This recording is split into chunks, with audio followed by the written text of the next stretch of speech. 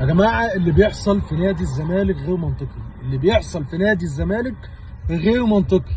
تخيل ان امبارح كان موجود في تدريب نادي الزمالك 14 لعيب بس، حوالي اكتر من 90% او 95% كانوا ناشئين. اللي كان موجود في تدريب نادي الزمالك امبارح 14 لعيب بس، 95% او اكتر منهم كانوا ناشئين. طب نادي الزمالك رايح على فين؟ محدش عارف. الوضع هيكمل على فين؟ محدش عارف. نادي الزمالك هيوصل لفين؟ محدش عارف. الموضوع صعب جدا جدا جدا، والناس بتزعل لما بنتكلم في حاجه سلبيه. لا، ده الموضوع عدى كل الحدود.